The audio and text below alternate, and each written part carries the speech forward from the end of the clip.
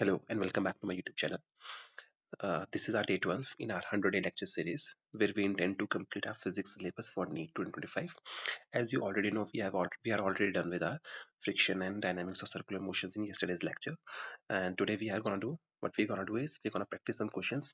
तो आज के टॉपिक में जो हमने क्वेश्चंस चूज किए हैं वो चूज मैंने किए हैं एनसीईआरटी के नीट के पीवाईक्यूज और कुछ क्वेश्चंस जो हैं वो आपके आईआईटी के पीवाईक्यूज हैं.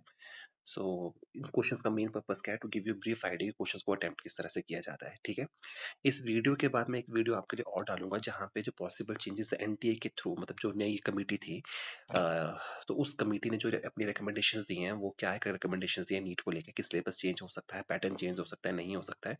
उसके बारे में एक अलग वीडियो बना के वो मैं आपके लिए अपलोड कर दूंगा.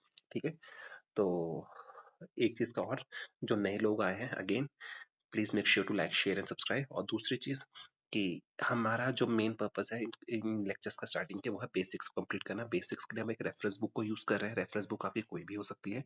उस रेफरेंस बुक को आपको कंप्लीट करना है, whether you are going with numericals, subjective questions, हर तरह का क्वेश्चन आपने वहां से सॉल्व करना है. एंड दैट्स गोना हेल्प, वो आपकी की है इस पेपर को सॉल्व करने की. ठीक है, again let me repeat you some of this things. जो मैं कह रहा हूँ, आपको पेपर को कंप्लीट करने की क्या है, आपकी एक reference book plus formula notebook जो आप खुद बनाएंगे, formula notebook plus PYQs. These are more than enough.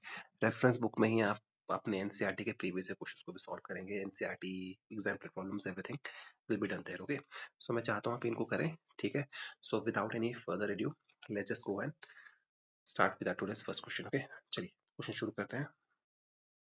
देखिए क्या कह रहा है, पहला क्वेश्चन क्या कह रहा है आपके पास. हमें क्या कह रहा है, determine the maximum acceleration of the train in which a box lying on it's floor will remain stationery given that the coefficient of static friction between the box and the train is 0.15. ठीक है, पहली चीज ये question आपका NCERT का है. And NCERT का question है तो ये बात आपको समझनी पड़ेगी, पेपर में इस क्वेश्चन के आने की प्रोबेबिलिटी बहुत ज्यादा है. ठीक है, क्वेश्चन को सॉल्व करने के लिए पहले हम इसमें डायग्राम प्लॉट करेंगे. डायग्राम में डायग्रामेटिक लिखेंगे. आपको निकालना क्या है, मैक्सिमम एक्सेलरेशन की वैल्यू आपको कैलकुलेट करनी है in which the box lying on the floor. ठीक है, ये आपके पास एक ट्रेन गिवन है. ठीक है, इसके अंदर आपने एक बॉक्स रखा हुआ है. ठीक है, ये ट्रेन है और given that coefficient of static friction between the box and the train, या म्यू एस की वैल्यू आपको गिवन है around 0.15. And you are asked to calculate the maximum value of acceleration so that the box remain stationary during the movement of the train. ठीक है, अब देखिए box stationery कब रहेगा. देखिए, समझते हैं इस क्वेश्चन को. बॉक्स स्टेशनरी कब रहेगा, बॉक्स स्टेशनरी तब रहेगा जब फ्रिक्शन की वैल्यू, जितनी फोर्स के साथ वो मूव कर रही है, फ्रिक्शन की वैल्यू, जिस ट्रेन जो उस बॉक्स पे फोर्स लगा रही है उससे ज्यादा होगी. अगर फ्रिक्शन ज्यादा है, ओनली देन आप क्या कर पाओगे, अ, ये बॉक्स स्टेशनरी रहेगा.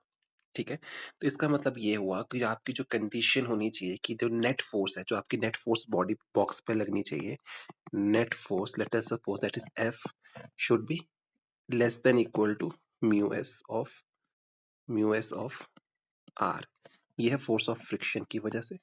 ये रिमेंबर कीजिए फोर्स ऑफ फ्रिक्शन है और ये जो है आपकी नेट फोर्स है. ठीक है, अगर ये कंडीशन, ये क्वेश्चन आपके पेपर में वैसे भी आ सकता है तो उसको याद रखिएगा. ये क्वेश्चन आपका आ, वैसे भी पूछा जा सकता है, इसी फॉर्म में एक्सप्रेशन पूछा जा सकता है. ठीक है, तो अगर मैं इस इक्वेशन को सॉल्व करूं, लेट अस अज्यूम कि वो मूव कर रही है विद एन एक्सेलरेशन ए, तो अगर हम इसको लिखें तो हम क्या लिखेंगे, M A should be less than equal to mu S of R. अब क्योंकि हम मैक्सिमम वैल्यू उसकी क्या हो सकती है, इस पूरी इक्वेशन की मैक्सिमम वैल्यू हो सकती है जब एम ए म्यू एस के बराबर हो जाए, क्योंकि एम ए की वैल्यू को या तो उसके छोटा होना या बराबर होना है. तो मैक्सिमम वैल्यू होने के लिए क्या इक्वेशन है, मैक्सिमम वैल्यू कब हो सकती है, M A is equal to mu S of R. R किसके बराबर होता है, एम जी के बराबर. तो एम वहां से हो जाएगा, तो this implies a is equal to mu S of g. और जब आप इस इक्वेशन को सॉल्व करोगे तो आपके पास एक्सेलरेशन की मैक्सिमम वैल्यू निकल के आएगी 1.5 मीटर पर सेकंड स्क्वायर. और इस क्वेश्चन में आपको ये चीज ध्यान रखना है, ये आपका अपने आप में एक क्वेश्चन बनता है, ये क्वेश्चन आपको याद रखनी है यहाँ से. ठीक है, और साथ में आपको ये भी याद रखना है, ये अलग अपने आप में क्वेश्चन बनता है. ठीक है, चलिए नेक्स्ट क्वेश्चन पे आते हैं. देखिए नेक्स्ट क्वेश्चन में क्या बोल रहा है, the acceleration of a block and a trolley system is shown in the figure A. What is the acceleration हमें निकालनी है ब्लॉक की, ठीक है। Given the coefficient of kinetic friction between the block and surface is 0.4, what we have been given is kinetic friction is given as 0.04, और साथ में आपको बोल रहा है टेंशन भी निकालनी है, वो कितनी होगी, okay done. Neglect the mass of the spring, ये चीजें आपको यहाँ पे कैलकुलेट करनी है, ठीक है। चलिए क्वेश्चन को सॉल्व करते हैं। ये क्वेश्चन भी आपका एनसीईआरटी का ही क्वेश्चन है, तो इस चीज का ध्यान रखिएगा, ये क्वेश्चन आपके लिए काफी ज्यादा इंपॉर्टेंट हो जाता है। एनसीईआरटी का ही क्वेश्चन है, ठीक है। अब देखिए क्वेश्चन को समझते हैं। सबसे पहले हम, जब भी इस तरह का क्वेश्चन आए, आप क्या कीजिए, हर बॉडी के लिए एक फ्री बॉडी डायग्राम बनाइए, ठीक है। हर बॉडी के लिए आपके डायग्राम बना भी है, still you make the free body diagram for each and every body, okay. देखिए अब अगर हम इस बॉडी को चूज करते हैं, अगर हम इस बॉडी को चूज करते हैं, let's just go with this body, ये बॉडी आपकी यहाँ है, इस पे स्ट्रिंग इस तरह को अटैच है। टेंशन हमेशा बॉडी के ऑपोजिट डायरेक्शन में एक्ट करती है, दैट मींस टेंशन की वैल्यू यहाँ पे होगी ये बॉडी, और साथ में इसका वेट डाउनवर्ड एक्ट करेगा, तो यानी कि mg डाउनवर्ड एक्ट करेगा, और पूरी बॉडी पूरे सिस्टम की मूवमेंट कहाँ को है, डाउनवर्ड्स होगी, तभी तो काइनेटिक फ्रिक्शन दी है। ऑलवेज रिमेंबर दिस थिंग, अगर काइनेटिक फ्रिक्शन केवल मतलब बॉडी मूव कर रही है, स्टैटिक होती तो हो सकता है बॉडी मूव नहीं करती है, काइनेटिक फ्रिक्शन तो बॉडी मूव कर रही है, और बॉडी कहाँ को मूव करेगी, डाउनवर्ड मूव करेगी, तो एम ए की वैल्यू भी हम यहाँ पे डाउनवर्ड्स ले लेंगे। आई होप ये बात आपके लिए क्लियर हुई है यहाँ पे, ठीक है। उसी तरह से अगर मैं इस बॉडी को सॉल्व करता हूँ, अगर मैं इस बॉडी के लिए फ्री बॉडी डायग्राम बनाने की कोशिश करूँ, तो इस बॉडी का फ्री बॉडी डायग्राम कैसे बनेगा, ये है आपके पास 20 kg की बॉडी है, क्लियर होगी बात इतनी सी। टेंशन कहाँ को एक्ट करेगी, इस तरफ को टेंशन एक्ट करेगी। फ्रिक्शन कहाँ को एक्ट करेगी, फ्रिक्शन ऑपोजिट डायरेक्शन में एक्ट करेगी, this is your friction, friction यहाँ को एक्ट करेगी, ठीक है। और बॉडी का नेट मोशन कहाँ को है, बॉडी का नेट मोशन यहाँ को है, और कितना होगा 20 × A, क्लियर हो गई थी सी बात। चलिए अब इस क्वेश्चन को, अब अगर ने ये बना लिया, अब आपको क्वेश्चन सारा आता है, आप आराम से सॉल्व कर सकते हो, ठीक है। तो अगर हम पहले 20 kg वाली बॉडी के लिए इक्वेशन को लिखें, तो देखिए बॉडी कहाँ को मूव कर रही है, बॉडी टुवर्ड्स राइट मूव कर रही है, तो राइट की तरफ कौन सी फोर्सेस लग रही है, 20 A वाली फोर्स लग रही है, साथ में टेंशन लग रही है, और फ्रिक्शन जो लग रही है वो ऑपोजिट डायरेक्शन में लग रही है। तो बॉडी को मूव करना है 20 A के साथ, तो यानी कि 20 A की वैल्यू किसके बराबर होनी चाहिए, टेंशन माइनस फ्रिक्शन। क्यों, वो इसलिए क्योंकि टेंशन में से फ्रिक्शन माइनस करेंगे तो 28 आएगा। मैक्सिमम बच्चों को इक्वेशन लिखने नहीं आती, आपको नेट मोशन को स्टडी करना है, कहाँ को स्टडी करनी है, और वहां पे फोर्स की वैल्यू कितनी होनी चाहिए, टेंशन माइनस फ्रिक्शन, क्योंकि टेंशन की वैल्यू ज्यादा है तभी तो वो राइट में मूव कर रही है, ठीक है। तो अगर हम वहां पे वैल्यूज को सब्स्टिट्यूट करें, it should be 20A is equal to T minus mu के mg। तो अगर मैं पूरी इक्वेशन को अच्छे से लिखूं, सब कुछ करूं, तो मेरे पास जो वैल्यू निकल के आएगी वो निकल के आएगी 20A is equal to T minus 8, ये पहली इक्वेशन बन गई। उसी तरह से अगर मैं सेकंड बॉडी के लिए इक्वेशन को लिखूं, तो मेरे पास क्या बनेगा, देखिए बॉडी मूव करिए डाउनवर्ड, mg भी नीचे होगा, मगर टेंशन ऊपर है, तो यानी कि अगर मुझे ma लिखना है तो कितना होगा, mg minus T, second body के लिए इक्वेशन बनेगी, तो that means 30A is equal to,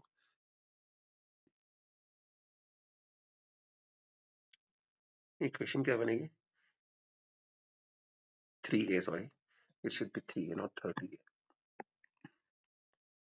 it should be 3A not 30A, so it should be 3A is equal to 30 minus T, ये आपकी सेकंड इक्वेशन बन गई। दोनों इक्वेशन को अगर मैं सॉल्व करूं, अगर दोनों को ऐड कर दूंगा तो एक्सेलरेशन मिल जाएगी, तो सॉल्व करने का एक्सेलरेशन की वैल्यू आपके पास आएगी 0.96 मीटर्स पर सेकंड स्क्वायर, और टेंशन की वैल्यू आपके पास निकल के आएगी 27.2 metres per second square. And I hope you are able to solve this equation, because इस लेवल पे आके अगर मैं आपको ये इक्वेशन को सॉल्व करना सिखाऊं तो काम नहीं चलेगा, ठीक है। चलिए नेक्स्ट क्वेश्चन पे चलते हैं। नेक्स्ट क्वेश्चन क्या बोल रहा है, a block of mass 4 kilograms given है, is place on another block of mass 5 kilogram, done. यानी कि अगर मैं डायग्रामेटिकली इस चीज को समझने की कोशिश करें, आपके पास एक ब्लॉक है,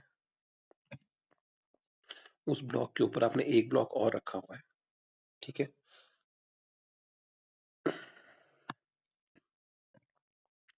इस ब्लॉक का मास है 4 kg, और इस ब्लॉक का मास है 5 kg, और आपको ये भी गिवन है म्यू की वैल्यू 0 है। म्यू की वैल्यू 0 क्यों भाई? क्योंकि जो जो भी सरफेस वो बोल रहा है कि जो फ्रिक्शनलेस है वहां पे म्यू की वैल्यू क्या होगी? 0 होगी। जो फ्रिक्शन जो बोल रहा है सरफेस स्मूथ है वहां पे म्यू की वैल्यू 0 होगी। और वो बोल रहा है 5 और केजी, और उसके सरफेस के ब्लॉक की वैल्यू कितनी है, फ्रिक्शन वैल्यू कितनी है? 0। ठीक है, अब ध्यान से देखिए, आपको निकालना क्या है?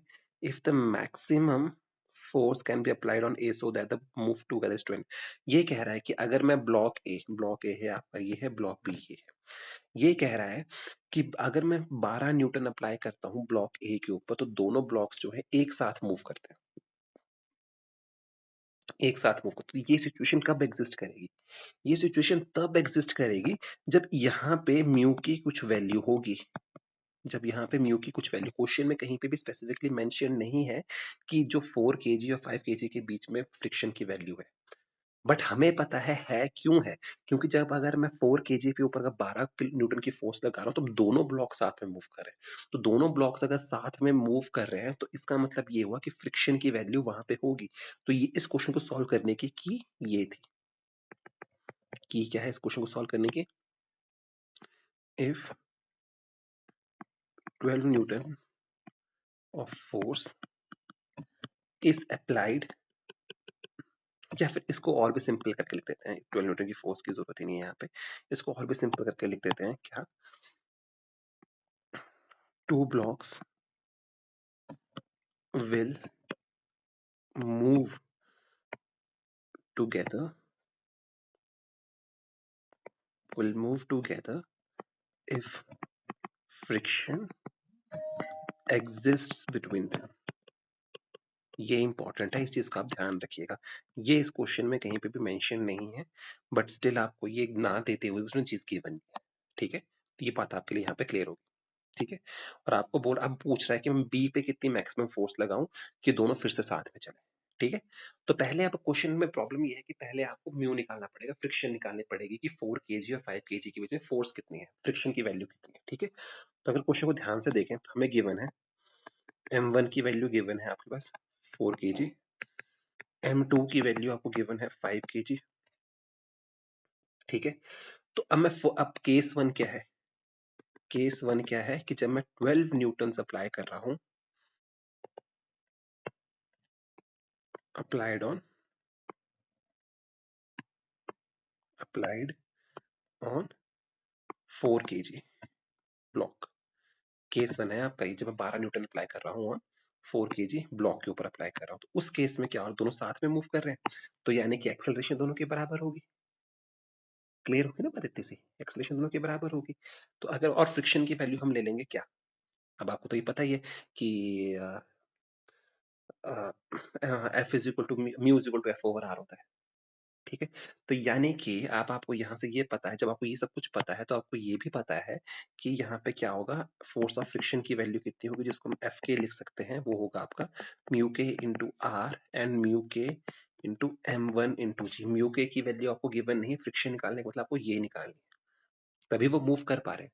ठीक है, देयरफॉर क्योंकि ये कहाँ से आया, mu is equal to F over R से, एफ जो है आपके अप्लाइड फोर्स है, तो इसका मतलब कितना हुआ, 12 is equal to mu k into 4 into g.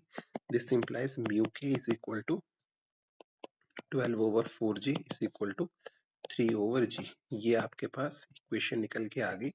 इस चीज का ध्यान रखिएगा, पेपर के पर्सपेक्टिव से इतना सा क्वेश्चन भी आपके लिए बन सकता है। ठीक होगी, इतनी बात क्लियर होगी। अब आपको बोल रहा है कि मैं बी पे कितनी फोर्स अप्लाई करूँ कि दोनों साथ में मूव करें। बी पे मैं कितनी फोर्स अप्लाई करूँ कि दोनों साथ में मूव करें, तो केस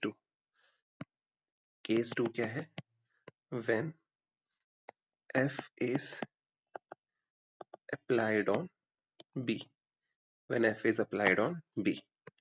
ठीक है, तो अगर ये इक्वेशन आपके पास आती है तो इस क्वेश्चन को सॉल्व कैसे करेंगे, तो आपको देखना पड़ेगा कि जो आपको फोर्स अप्लाई करनी है, जो आपने फोर्स अप्लाई करनी है वो किसके बराबर होगा, वो होगा frictional force of A on B plus frictional force of B on A. ये चीज क्यों है? क्योंकि एक केस में आप m1 यूज करोगे, एक केस में आप m2 यूज करोगे। ठीक है, क्योंकि m1 g होता है ना, तो अब आपको क्या पता आप किससे लगाते हो, a टू b और b टू a कितनी होगी, वो आपको कैलकुलेट करनी पड़ेगी। तो अगर आप वो करते हो यहाँ पे, तो आपके पास रिलेशन निकल के आएगा f is equal to mu के m1g प्लस म्यू के m2g which is equal to mu के m1 प्लस m2g। ये आपके लिए बहुत ज्यादा इंपॉर्टेंट चीज है, इसका आपने ध्यान रखना है यहाँ पे। ये आपका असर्शन एंड रीजन के लिए भी बहुत अच्छा क्वेश्चन है, ये अपने आप में ही एक बहुत अच्छा क्वेश्चन है, तो इस चीज का ध्यान रखिएगा आप यहाँ पे। ये अपने आप में ही बहुत अच्छा क्वेश्चन है, तो इस चीज का आपने ध्यान रखना है, यहाँ पे इंपॉर्टेंट चीज है ये आपके लिए। ठीक है, ये अपने आप में ही क्वेश्चन है। बस फिर आपने क्या करना है, वैल्यूज को सब्स्टिट्यूट करेंगे, वैल्यूज को सब्स्टिट्यूट करेंगे तो आपके पास एफ की वैल्यू निकल के आएगी अराउंड 27 न्यूटन, जो आपका आंसर है ऑप्शंस के अकॉर्डिंगली। यानी कि आंसर कितना होना चाहिए, सी 27 न्यूटन इसका आंसर होना चाहिए। पेपर में वो क्या है, इसकी एक्सेलरेशन भी पूछ सकता है, तो कॉमन एक्सेलरेशन कितनी हो जाएगी, कॉमन एक्सेलरेशन कितनी हो जाएगी उस केस में, वो हो जाएगी F over m1 plus m2, so that should be equal to 27 over 4 plus 5, that should be equal to around 3 meters per second। इस पर ये भी ध्यान रखिएगा। ठीक है, आई होप ये क्वेश्चन आपको समझ आ चुका होगा। ठीक है, चलिए हम नेक्स्ट क्वेश्चन पे चलते हैं। नेक्स्ट क्वेश्चन आपको क्या बोल रहा है, a particle of mass m rests on a horizontal floor which has coefficient of static friction as mu, which has coefficient of static friction mu given है आपके पास। It is desired to make the body to move by applying a minimum possible force F.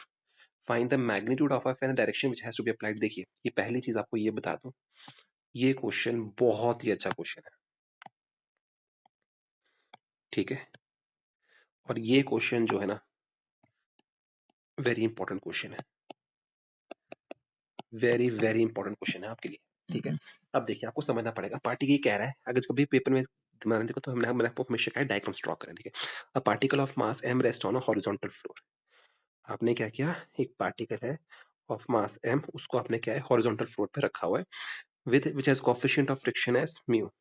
Coefficient of friction की value कितनी है, mu, और इसका मास कितना है, m। Coefficient of friction कितना है, म्यू।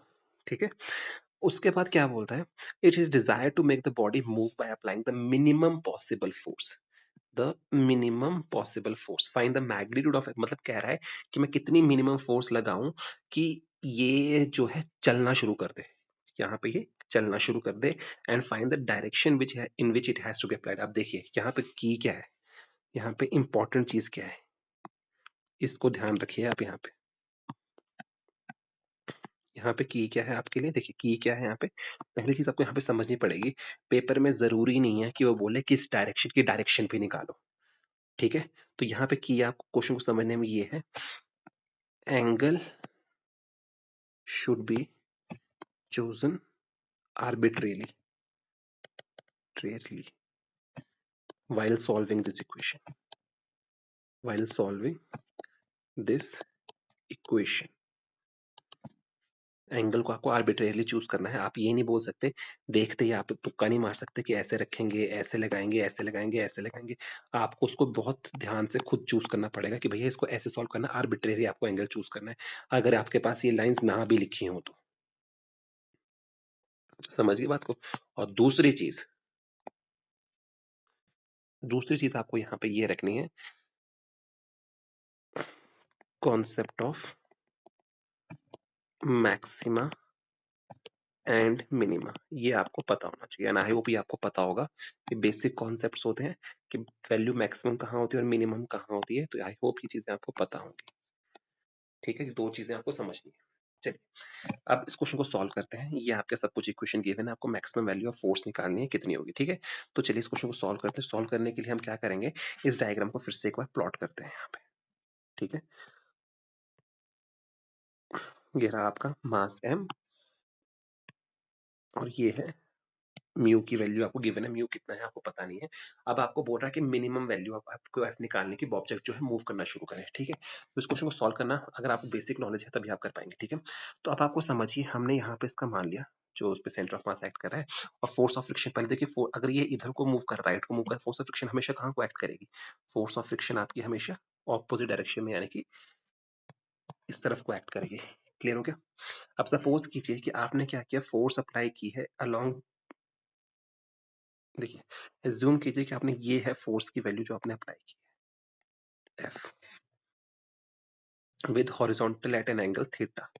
मैंने क्या कहा था, आर्बिट्रेरी, तो ये है आर्बिट्रेरी एंगल। आपको नहीं पता थीटा कहाँ होगा, आपको थीटा निकालना है, और थीटा डिसाइड कौन करेगा, थीटा डिसाइड करेगा आपका म्यू। ठीक है, ये बहुत अच्छा क्वेश्चन है पेपर के लिए।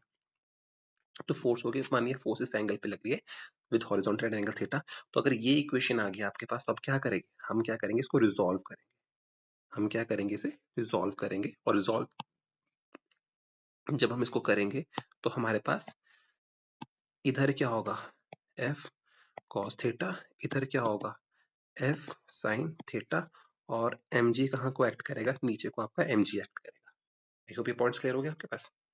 तो यानी कि अब मैंने क्या करना है, अब इक्वेशंस को बैलेंस करना है, फोर्सेस को मैं क्या करूंगा, बैलेंस करूंगा। ठीक है, तो अगर मैं इस डायग्राम को बहुत अच्छे से देखूं तो मुझे ये एहसास हो रहा है कि जो F cos थीटा है वो किसके बराबर है, वो आपका फोर्स ऑफ फ्रिक्शन के बराबर। और फोर्स ऑफ फ्रिक्शन किसके बराबर होती है, म्यू आर के बराबर होती है। फोर्स ऑफ फ्रिक्शन किसके बराबर होती है, म्यू आर के बराबर होती है। तो इसको मान लेते हैं हम इक्वेशन नंबर 1।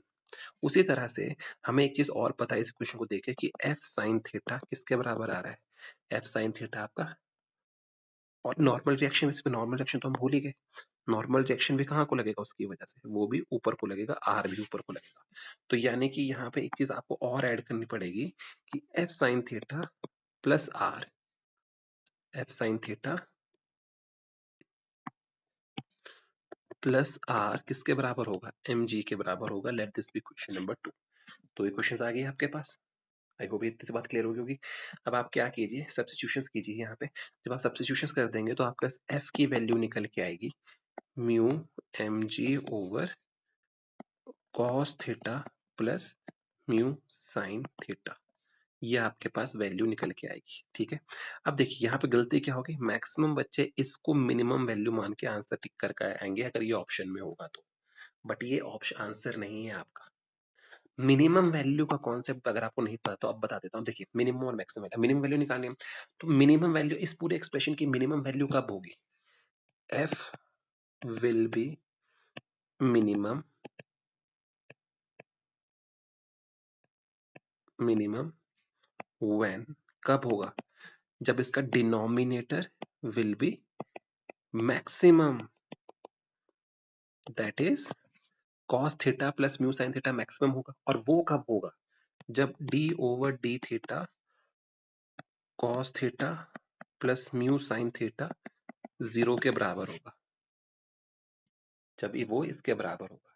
तो यानी कि जब आपके पास ये इक्वेशन निकल के आएगी, जब आप इस इक्वेशन को सॉल्व करोगे, जब आप इस डिफरेंशियल इक्वेशन को सॉल्व करोगे तो आपके पास निकल के आएगा tan theta is equal to mu, tan theta is equal to mu. जब आपके पास tan theta is equal to mu निकल के आ गया, अभी भी ये आपका आंसर नहीं है, अभी भी आपका यहाँ से तो आपको थीटा निकल जाएगा। तो वो जो आपको एंगल निकालने को बोल रहा था थीटा इज इक्वल टू, तो यहाँ से आपके पास थीटा की वैल्यू निकल गई, theta is equal to tan inverse mu. ये आपके पास एक आंसर तो आ गया, बट आपको बोल रहा है मिनिमम वैल्यू ऑफ फोर्स। तो मिनिमम वैल्यू ऑफ फोर्स में आपको किसकी वैल्यू चाहिए, कॉस थीटा की चाहिए, साइन थीटा की वैल्यू चाहिए, और tan theta is equal to mu बोल रहा है। तो कोई दिक्कत नहीं, हम क्या करेंगे, tan theta is equal to mu होने का मतलब क्या है कि ये है थीटा,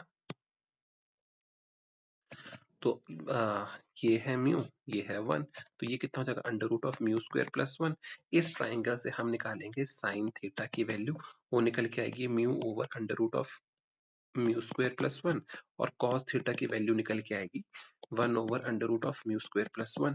इन दोनों वैल्यूज को उठा के हम सब्स्टिट्यूट करेंगे यहाँ पे, और जब हम सॉल्व करेंगे तो आपके पास एफ मिनिमम वो निकल के आएगा आपके पास mu M G over under root of mu square plus 1, और ये है आपका फाइनल आंसर।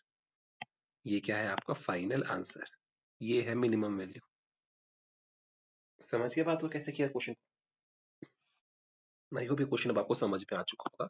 इसी बात पे हम नेक्स्ट क्वेश्चन पे चलते हैं। नेक्स्ट क्वेश्चन क्या है, a mass of 200 kg is placed on a rough inclined plane, okay rough inclined plane है यानी कि म्यू की वैल्यू कुछ होगी, N angle of 30 degree done. ठीक है, तो हम क्या करते हैं, इसे इससे को प्लॉट कर लेते हैं। ठीक है, ये है at an angle of theta is equal to 30 degree पे, ठीक है। The coefficient of limiting friction is 1/√3, 1/√3 यानी कि म्यू की वैल्यू भी आपको गिवन है, म्यू इज इक्वल टू 1/√3 भी आपको गिवन है। Find the least forces in newton acting parallel to the plane to keep the masses from sliding down. देखिए पहले क्वेश्चन समझिए, keeping mass from sliding down.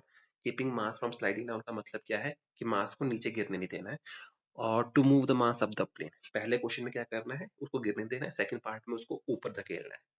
Clear हो गई थी बात? ठीक है, तो लेट अस अज्यूम हमने ये रखा है मास अपना, ये है मास।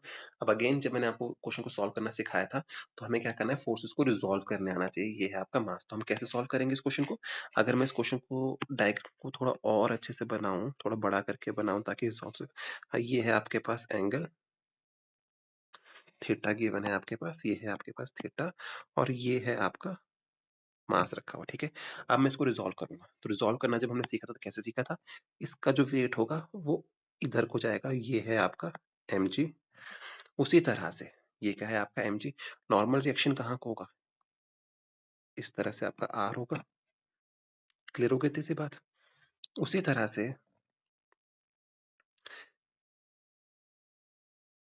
इसको हम ऐसे प्लॉट कर लेंगे, ठीक है, और अगर हम इसको इस तरह से रखते हैं तो ये हो जाएगा आपका थीटा। अगर ये थीटा हो गया तो आपके पास ये होगा mg cos थीटा, ये होगा mg sin थीटा।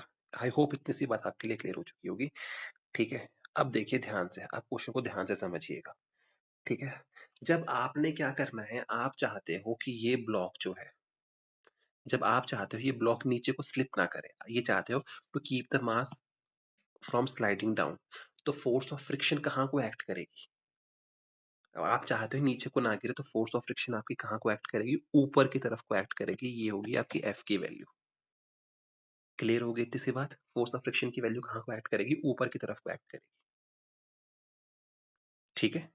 आई होप ये बात आपके लिए क्लियर हो चुकी होगी, ठीक है। तो चलिए अब इस क्वेश्चन को आगे सॉल्व करते हैं, फर्स्ट पार्ट को सॉल्व करेंगे। अगर मैं फर्स्ट पार्ट को सॉल्व करने की कोशिश करूं तो मुझे ये पता लग रहा है, उसको सॉल्व करने से पहले मुझे ये पता लग रहा है कि एफ की वैल्यू, फोर्स ऑफ फ्रिक्शन की वैल्यू कितनी होगी, म्यू आर। और आर किसके बराबर है, mg cos थीटा के, तो mu into mg cos theta. अगर मैं इसको सॉल्व करूं तो मेरे पास फोर्स ऑफ फ्रिक्शन की वैल्यू कितनी निकल के आ जाएगी, म्यू की वैल्यू आपको 1/√3 गिवन है, m की वैल्यू आपको 200 गिवन है, g की वैल्यू आपको आप 9.8 ले लीजिए, √3/2, तो f की वैल्यू निकल के आएगी आपके पास 980 न्यूटन्स। यहाँ पे हम g को लेके चल रहे हैं एस 9.8 मीटर्स पर सेकेंड स्क्वायर। आई होप ये बात क्लियर हो चुकी होगी आपके पास, ठीक है। क्लियर होगी बात इतनी सी? उसी तरह से एक फोर्स आपके पास और होगी, जो F की वैल्यू, F होगा जो आपका कंपोनेंट है, जिसको मान के कंपोनेंट जो एक्ट कर रहा है, वेट का कंपोनेंट डाउनवर्ड डायरेक्शन में एक्ट कर रहा है, उसको हम लेके चलते हैं mg sin थीटा, क्योंकि वो उसके बराबर है ना, वेट का कंपोनेंट जो उस पे एक्ट कर रहा है। तो अगर मैं यहाँ पे वैल्यूज को सब्स्टिट्यूट करूँ तो मेरे पास वैल्यू निकल के आती है अराउंड, ये भी 980 न्यूटन्स निकल के आती है आपके पास, ये वैल्यू भी ध्यान रखिए, ठीक है। अब क्वेश्चन ये है कि मैं फोर्स कितने, अब मैंने चाहता हूं कि मुझे फोर्स की वैल्यू निकालनी है जिसकी वजह से बॉल, ये ब्लॉक नीचे ना गिरे, तो मैं कहाँ को लगाऊंगा, मैं फोर्स लगाऊंगा किस डायरेक्शन में? अगर मैं चाहता हूँ ये नीचे ना गिरे तो मैं फोर्स किस डायरेक्शन में लगाऊंगा, अपवर्ड डायरेक्शन में लगाऊंगा, और एज्यूमिंग उस फोर्स को मैं F1 ले लेता हूँ, उस फोर्स को मैं F1 बोल देता हूँ। तो आई होप ये पहला सर्किट डायग्राम आपको समझ आ चुका होगा। अगर मैं इसको सॉल्व करूं तो इसका मतलब ये हुआ कि जो लीस्ट फोर्स मैं अप्लाई करूं कि जिसकी वजह से वो स्लाइड ना करे, दैट मींस F1 की वैल्यू उस केस में कितनी होगी, mg sin थीटा, मतलब उसके बराबर होगी minus f, that should be equal to 980 newton minus 980 newton which is equal to 0, क्योंकि फ्रिक्शन की वैल्यू 980 न्यूटन है, लग भी कितनी रही है 980 न्यूटन, तो पहले से बैलेंस है, तो मुझे कोई फोर्स लगाने की जरूरत नहीं है। क्लियर होगी बात इतनी से? सेकंड केस में क्या है, इसको मैं क्या करूंगा, सेकंड केस में अगर हम चलते हैं, सेकंड केस में अगर हम चलते हैं, सेकंड केस में एक बड़ा ड्रास्टिक चेंज आएगा इस डायग्राम में, ठीक है। चेंज कैसे आएगा, देखिए ये चीज है आपके पास।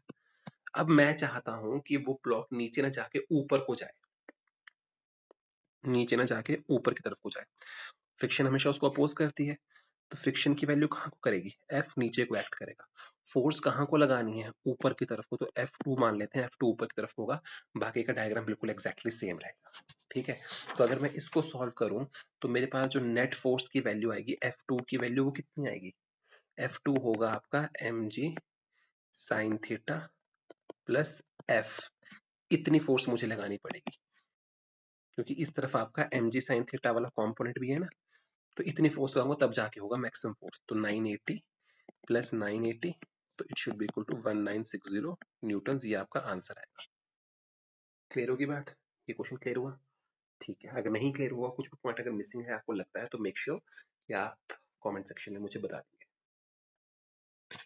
ठीक है, नेक्स्ट क्वेश्चन पे चलते हैं। ये क्वेश्चन आपका PYQ है। ठीक है, चलिए क्वेश्चन को सॉल्व करेंगे। क्या कह रहा है? A piece of ice starting from rest u is equal to 0 given है आपको। इतनी बात क्लियर हुई?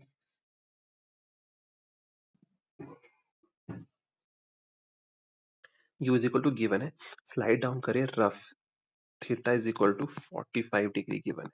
Okay, twice the time it takes to slide down on frictionless incline है। देखिए कोई दिक्कत नहीं, ये कह रहा है कि आपने क्या है, एक पीस ऑफ आइस को एक स्लाइड पे रखा हुआ है, और अगर वो स्लाइड रफ है तो उसको आने में जितना टाइम लग रहा है, से सपोज कर लेते हैं t, तो वो जो टाइम है वो दुगना है जब वो फ्रिक्शनलेस सरफेस से नीचे को आ रही है। आई होप ये पॉइंट्स आपके लिए क्लियर हो चुके होंगे। क्वेश्चन में बोलना क्या चाहता है, और आपको कोएफिशिएंट ऑफ फ्रिक्शन की वैल्यू निकालनी है। आपको कोएफिशिएंट ऑफ फ्रिक्शन की वैल्यू निकालनी है, तो इसको डायग्रामेटिकली एक बार समझ लेते हैं क्या कहना चाहता है। एज्यूम कीजिए ये है वो स्लाइड जो theta is equal to 45 degree पे आपकी है। ये है आपका आइस का ब्लॉक। इस आइस के ब्लॉक को नीचे को आना है, इस आइस के ब्लॉक को नीचे को आना है। ठीक है, एज्यूमिंग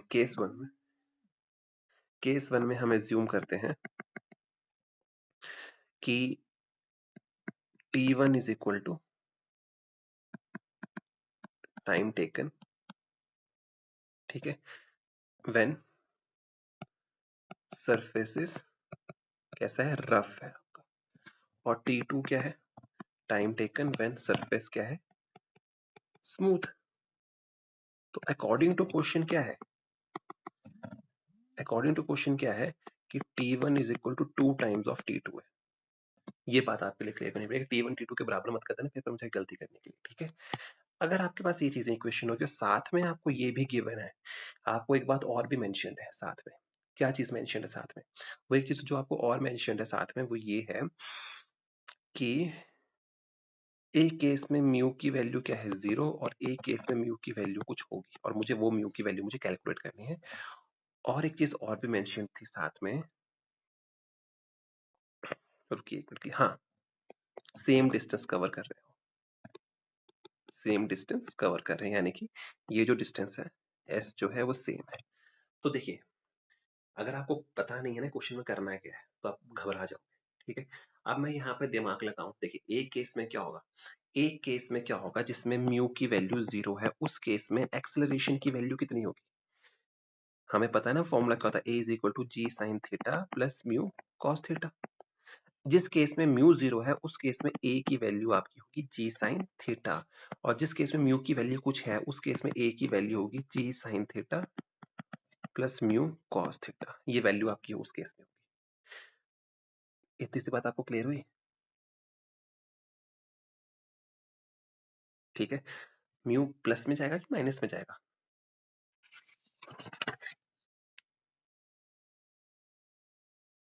जब नीचे जाते हैं ना तो ये माइनस में होता है, सॉरी, जब नीचे जाते हैं ना तो ये माइनस में जाता है, ऊपर जाते हैं तो प्लस में होता है। ठीक है, तो ये वैल्यूज आपको क्लियर होगी। तो यानी कि ये आपको क्वेश्चन को, अगर आपको ये चीजें पता है तभी आप इस क्वेश्चन को सॉल्व कर पाएंगे। ठीक है, और साथ में आपको एक चीज और गिवन है कि u1 is equal to u2 is equal to 0। तो अब आप क्या कर सकते हो, s is equal to ut plus half at square का फॉर्मूला लगा सकते हो। s दोनों के लिए बराबर है, s दोनों के लिए बराबर है ना। ठीक है, तो आप क्या करोगे, दोनों इक्वेशंस को इक्वेट कर दो। तो अगर करेंगे, क्योंकि देखो अगर मैं s के लिए इक्वेशन लिखूं, दोनों के लिए लिखूंगा तो u वाली 0 हो जाएगी, तो दोनों का बराबर है, तो मेरे पास इक्वेशन निकल के आएगी half half g of sine theta minus mu cos theta into T1 square is equal to half g sine theta into T2 का होल स्क्वायर। बस आ गया equation.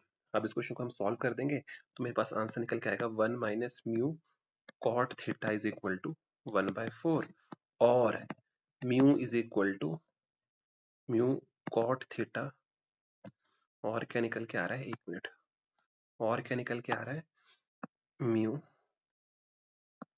Cot theta is equal to 3/4 और mu is equal to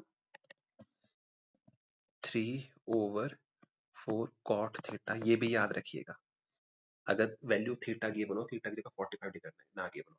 अब हमें theta की value 45 given है तो मेरे पास म्यू की वैल्यू कितनी आ जाएगी, म्यू इज इक्वल टू 3/4। मेरे पास वैल्यू कितनी निकल के आ जाएगी, म्यू इज इक्वल टू 3/4।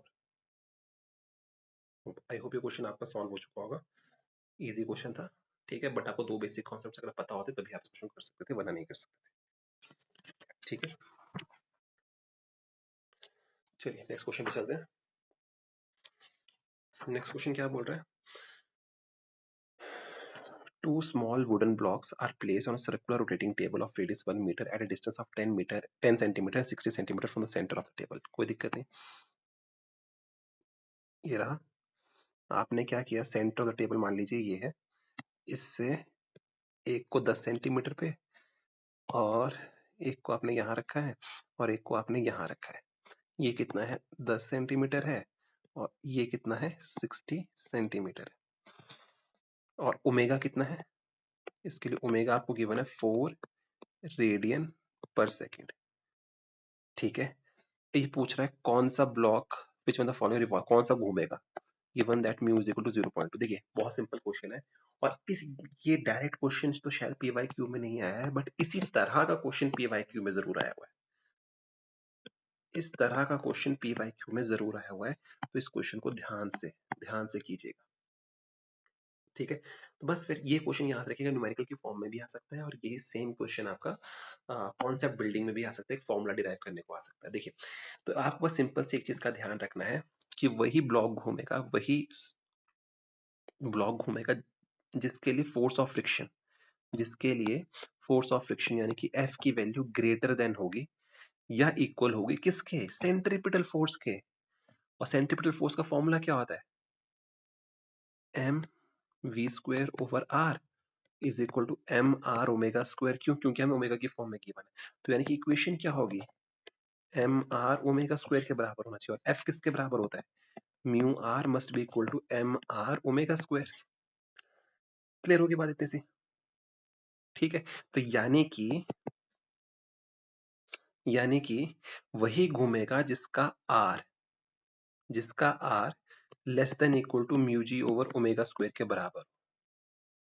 अब वैल्यूज को सब्स्टिट्यूट करेंगे दोनों के लिए, तो r की value less than equal to कितनी आ जाएगी, 0.123। तो वही रहेगा यहाँ पे मीटर्स में, वही रहेगा जिसका जो रेडियस होगा इससे कम होगा। तो कौन सा वाला रहेगा, सिर्फ 10 सेंटीमीटर वाला। So only 10 centimetre will revolve.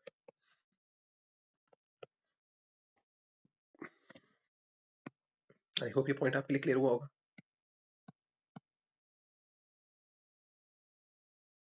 ठीक है ना, इस चीज का ध्यान रखिएगा पेपर में। Next question, a sphere of mass 200 grams given है, ठीक है, attached to an inextensible string of length भी given है, whose upper end is fit to ceiling, ठीक है, उसको हॉरिजॉन्टल से कवर कर पा रहे हैं और radius 50 centimetre. Done, calculate the periodic time of this conical pendulum the tension of the string. देखिए ये क्वेश्चन आप तभी सॉल्व कर सकते हैं अगर आपको चीजें रिजॉल्व करने आती है। और एक बात का ध्यान रखिएगा, ऐसे ही क्वेश्चन आपको एसएचएम में मिलेंगे, तो ध्यान से। तो ये है, सपोज कीजिए इनिशियल पोजीशन ये थी, आप इसको यहाँ ले गए, इस पोजीशन पे आप हो और यहाँ से आप क्या कर रहे हो, हॉरिजॉन्टल सर्कल को इसके अराउंड बना रहे हो, इस तरह का हॉरिजॉन्टल सर्कल आप ड्रॉ कर रहे हो।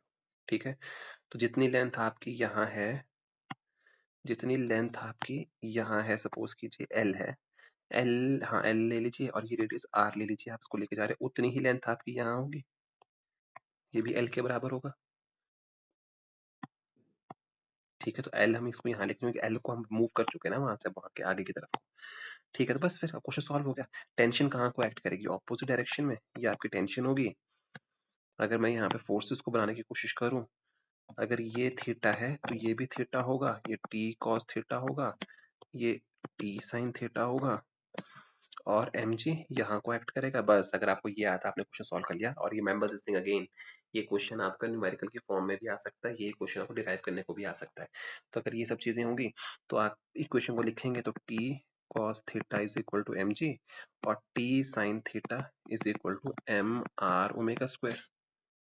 ठीक है, दोनों को डिवाइड कर देंगे तो tan theta is equal to r omega square over g. और अब देखिए ध्यान से, पेपर में क्वेश्चन पूछे जा सकते हैं बहुत ध्यान से।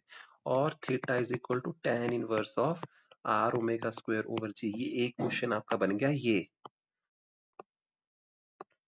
ठीक है, दूसरा क्वेश्चन बन जाएगा omega is equal to G tan theta over R का अंडर रूट। ये बन गया आपका दूसरा क्वेश्चन। ये बन गया आपका दूसरा क्वेश्चन।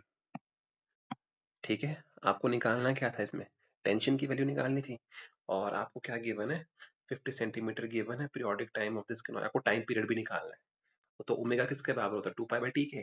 टी की वैल्यू वहां से कैलकुलेट कर लेंगे तो this implies T is equal to कितना हो जाएगा, 2 pi under root of R over G tan theta. समझ आया, omega is equal to 2 pi by T करके आया। तो ये बन गया आपके पास थर्ड क्वेश्चन। ये बन गया आपका थर्ड क्वेश्चन पेपर के लिए। वैल्यूज को सब्स्टिट्यूट करेंगे, कैलकुलेशंस करनी है, तो आपके पास टी की वैल्यू निकल के आ जाएगी अराउंड 2.19 सेकेंड्स।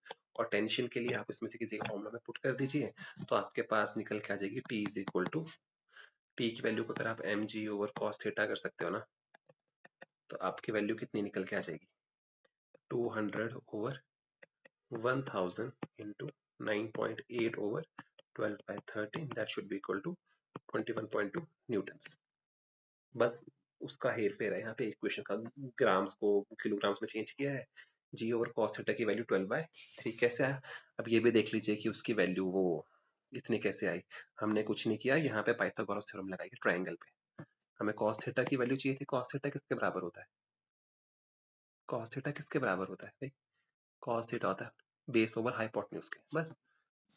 तो आपको गिवन है ये चीज, रेडियस कितना है 50 सेंटीमीटर, लेंथ कितनी है आपकी 100 120 सेंटीमीटर, कितनी है 130 सेंटीमीटर।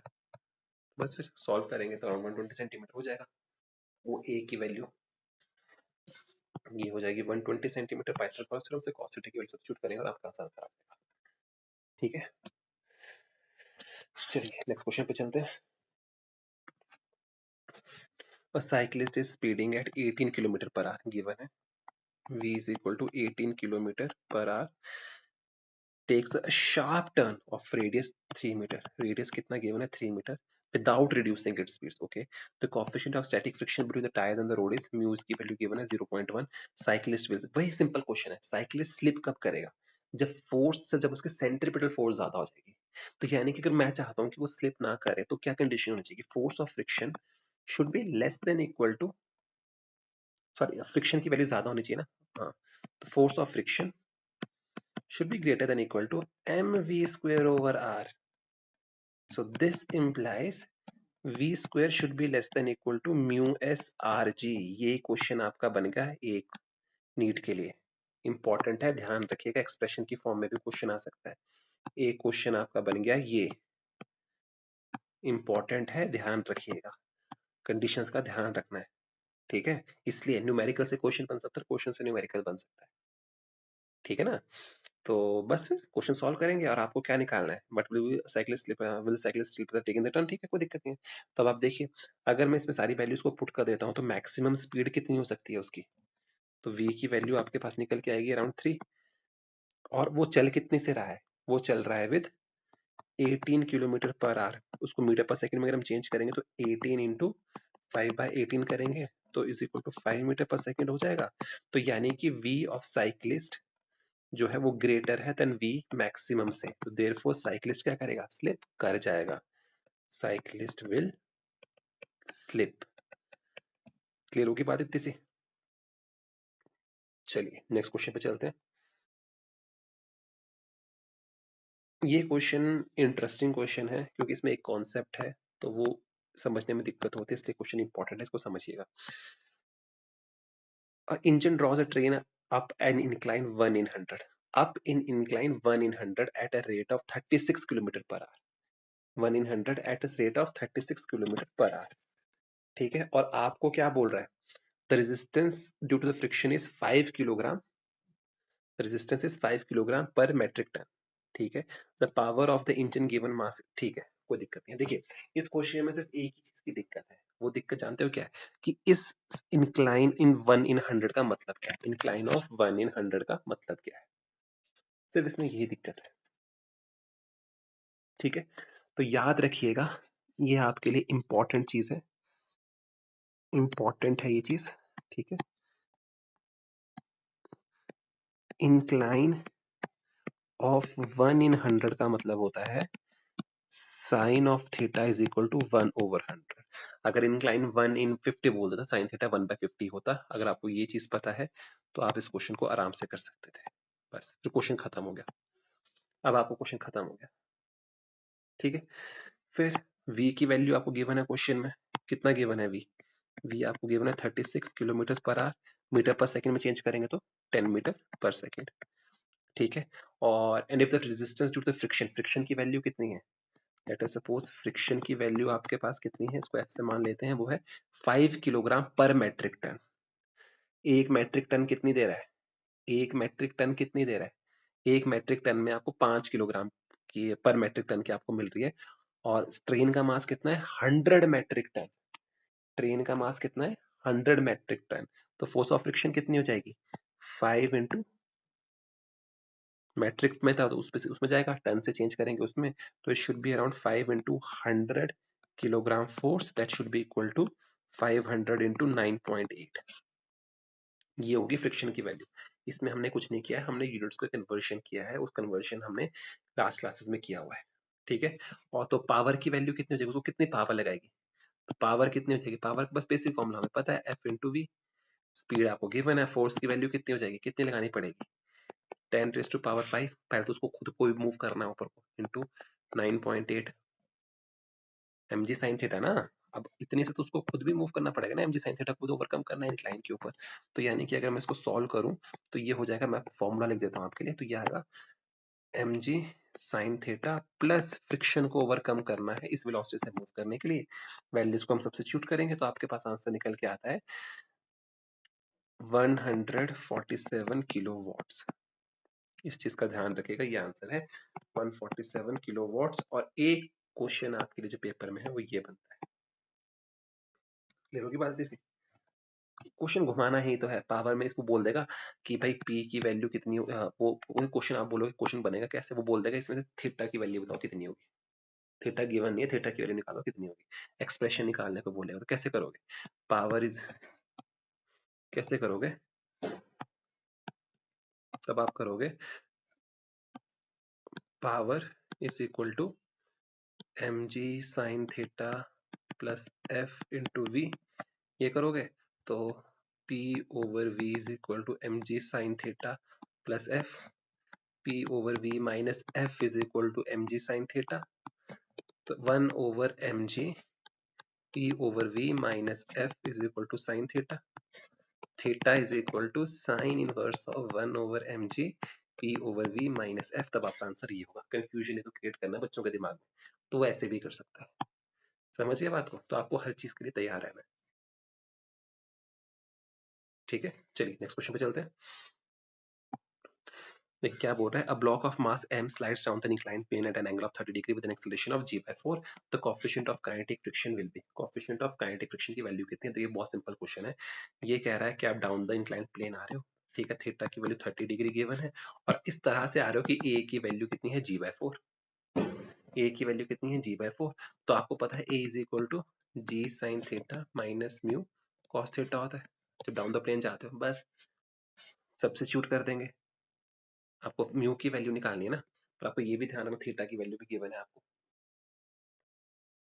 बस फिर पहले पुट करो तो g over 4 is equal to g sine theta minus mu cos theta. तो कितना हो जाएगा? 1/4 is equal to sine theta minus mu cos theta.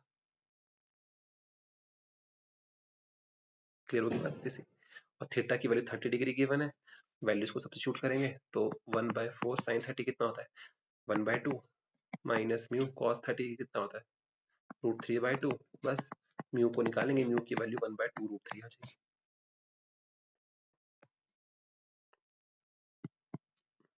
Clear होगी बात इतनी सी?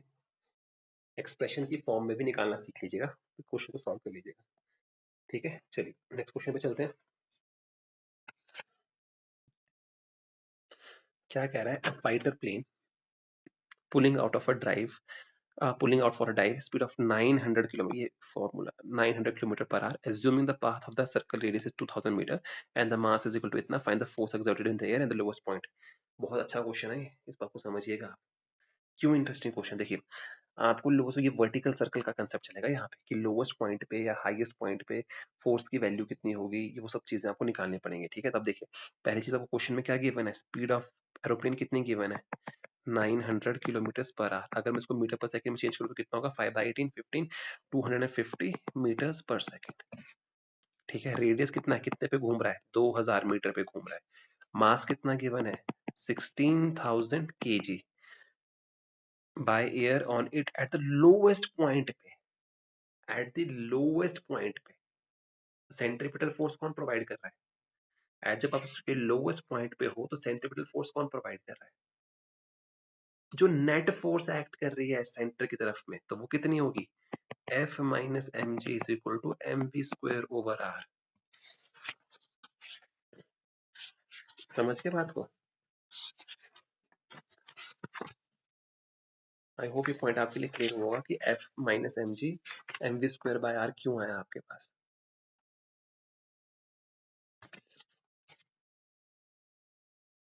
ठीक है ना, इसको अगर आपने और अच्छे से समझना है तो आपको क्या करना पड़ेगा, आपको वहां जाना पड़ेगा वर्टिकल सर्कल में, देखिएगा कि लोवेस्ट पॉइंट पे कितनी होती है, तो वहां पे जो टेंशन ली थी, टेंशन की जगह आप यहाँ पे एफ लेके जाते हो।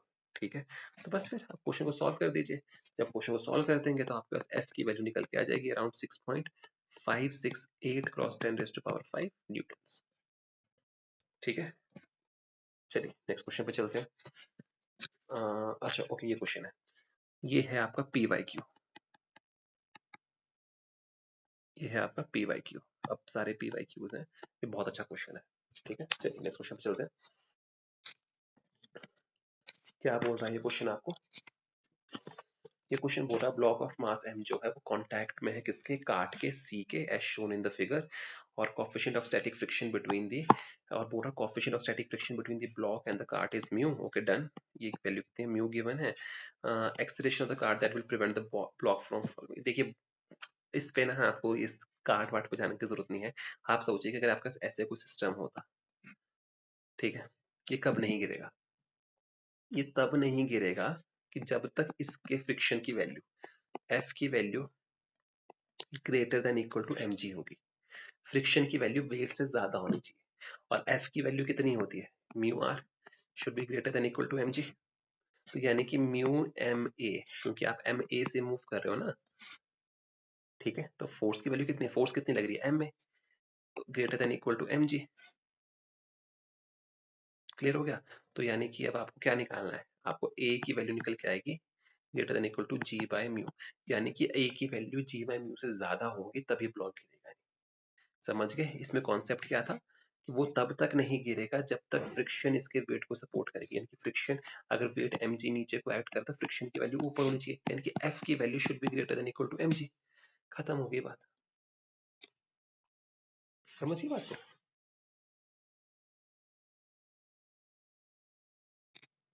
ठीक है ना, आई होप ये पॉइंट काफी क्लियर हो चुका होगा। नेक्स्ट क्वेश्चन पे चलते हैं। नेक्स्ट क्वेश्चन क्या है आपके पास, ओके, और ग्रामोफोन, ये भी आपके सब सारे पी वाई क्यूज आपके, gramophone record is revolving in angular velocity omega given है। ठीक है, अब कोई देखिए वही क्वेश्चन आ गया, ये आपका वही क्वेश्चन पूछा है बट डिफरेंट वे में। कौन सा कॉइन रिवॉल्व करे, कॉइन वही रिवॉल्व करेगा, याद कीजिए कॉइन वाला ब्लॉक वाला क्वेश्चन जो हमने बहुत जल्दी किया था, बहुत पहले किया था, थोड़ी देर पहले किया था, ये वही क्वेश्चन आपके पास रिपीट होके आ गया। तो कैसे होगा क्वेश्चन ये, देखिए बहुत इजी क्वेश्चन है। तो वो कब नहीं गिरेगा, अगर ग्रामोफोन पे आपको बिठा के रखा है और आपको बोल रहे हो आप एंगुलर वेलोसिटी ओमेगा से घूम रहे हो at distance r from the centre of the record, तो आप कब नहीं गिरोगे, आप तब नहीं गिरोगे जब आपकी जो फ्रिक्शन की वैल्यू है, फ्रिक्शन की वैल्यू ज्यादा है किससे, एम आर ओमेगा स्क्वायर से। वही क्वेश्चन आ गया। अब वही क्वेश्चन आ गया तो आर की value should be like to m ji over mu omega square, क्योंकि बस f is equal to mu are.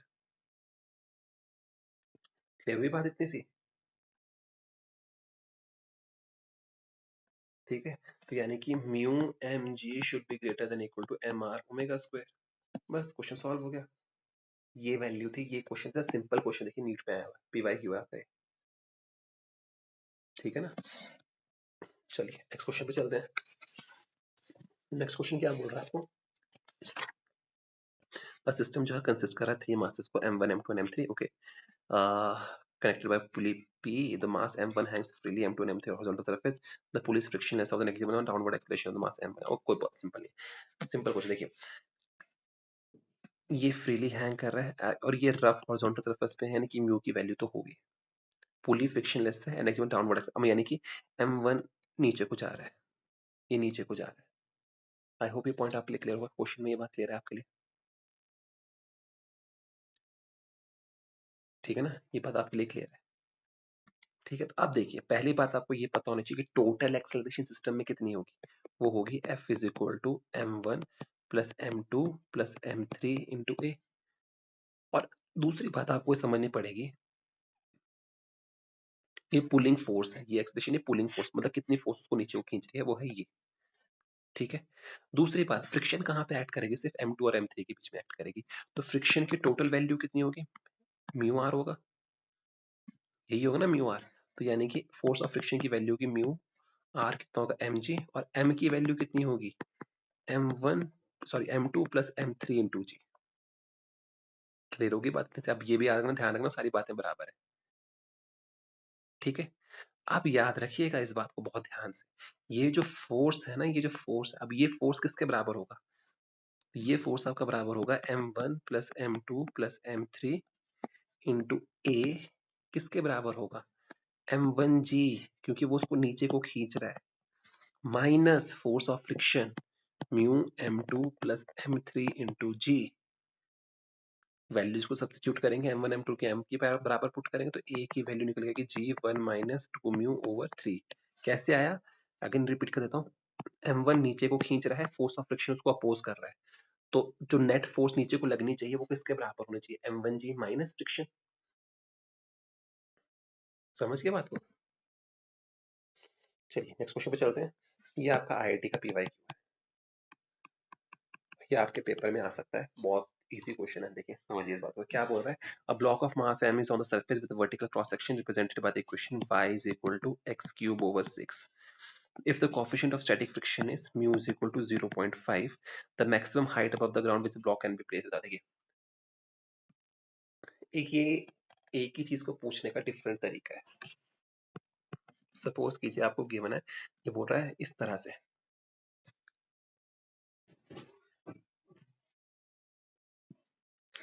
y is equal to x cube by 6 है, ठीक है, और म्यू की वैल्यू कितनी है 0.5 की, आपने यहाँ कहीं पे ब्लॉक को रखा है। बेसिकली आपसे बस ये पूछना चाहता है, मैक्सिमम हाइट का मतलब ये है, आपसे बस ये पूछना चाहता है स्लोप कितनी होगी। क्यों? क्योंकि mu is equal to tan theta होता है।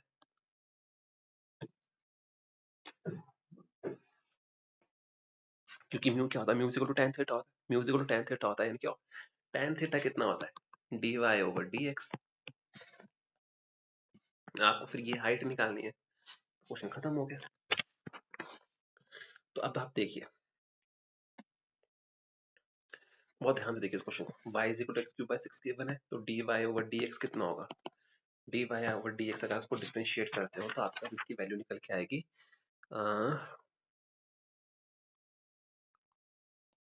एक्स स्क्वायर बाय 2, थ्री वहां चला जाएगा, वो 2 से कैंसिल हो जाएगा, ये इतनी आ जाएगी। ठीक है, अज्यूम कर लीजिए कि y हाइट पे आपने उसको रखा हुआ है, तो tan थीटा के बराबर हो गया। ठीक है, तो इसका मतलब क्या हुआ, इसका मतलब क्या हुआ, जो म्यू है 0.5 इसके बराबर है एक्स स्क्वायर बाय 2 के। इसका मतलब क्या हुआ, एक्स स्क्वायर की वैल्यू कितनी आई 1, यानी कि एक्स स्क्वायर की एक्स की वैल्यू कितनी हुई +-1। समझ के बात को? अब आपसे पूछा हाइट कितनी होगी, तो और आपको रिलेशन पता है y is equal to x cube by 6, तो यानी कि मैं y x is equal to 1 पे y की वैल्यू कितनी होगी, तो वो होगी 1/6। तो y की वैल्यू कितनी आ जाएगी, 1/6। ये आपका रिक्वायर्ड आंसर होगा। ये बहुत अच्छा क्वेश्चन है, आईआईटी का PYQI।